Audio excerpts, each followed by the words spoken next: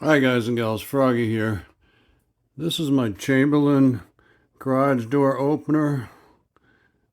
I think they also call it Whisper Quiet. I'm not sure. It's got a belt. It does not have a chain, but it's pretty old. It's at least 10 years old. There's the model number there. 41AB050-2. Okay, and it's blinking. Wait for it now.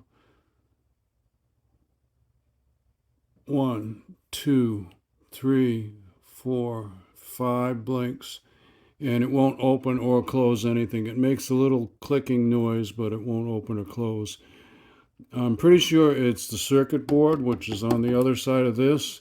So I ordered one and I'm going to replace it, and I will show you how that goes. Okay. Wiring is pretty simple. You've got red to red, white to white, and then you've got two twisted pairs, which is for the sensors that tell the opener whether there's something blocking, like a vehicle or a toy or something blocking the door at the bottom where the door would close. So those, I don't think it matters where they go, but I will just keep them the same anyway. It's got a white box and then a gray box. So I'll just keep them in that same order. Okay? Sorry, I think I got a little bit out of focus there. So the sensor wires will be twisted together.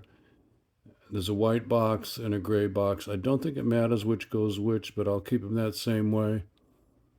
And then for the other wire, that's a single cable with two wires in it. There's a red and a white. Okay? So first thing, I'm just going to disconnect the wires. You just put a little, sorry, focus is going bad. Put a little screwdriver tip in there and you lower those orange things and that'll release the tension on the wires. Well, sorry, I should have said unplug first, okay? I'm leaning back here trying to get far enough away so my camera will focus. There's 3 screws. You see that one in the bottom in the middle, and then there's one right there, the middle hole, and another one there, the middle hole. Okay, and then that's the motor and the gears inside there. So it'll come right off. It'll come off with that white cover. You'll have to transfer the white cover. I hope I've got enough light here. It's nighttime in my garage. Be careful taking off the white cover because I can see it would be very easy to break these little tabs off. So just be careful. You just kind of have to angle it and slide it out. There's no fancy way to tell you how to do that. So let's look at these circuit boards. Just for the fun of it, I'm not an electronics engineer, but I'm looking for... I don't like that gooey mess around there. I'm wondering if that might have overheated.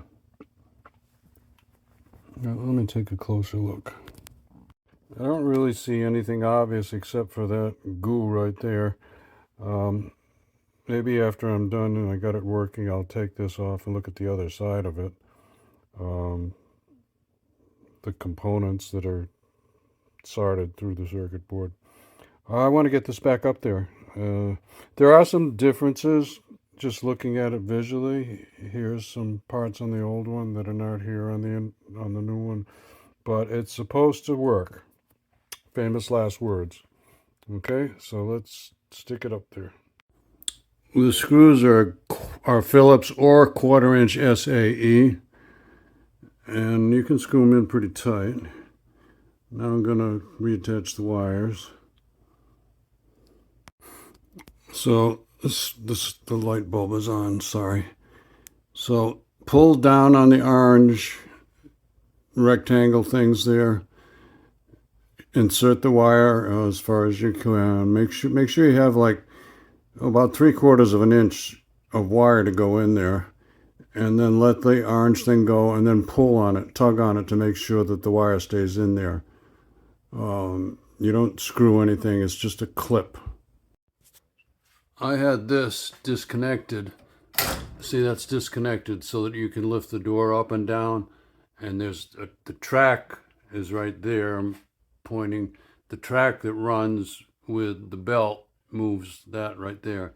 So now I have to reconnect this just by pulling like that, so that little arm is parallel to the belt.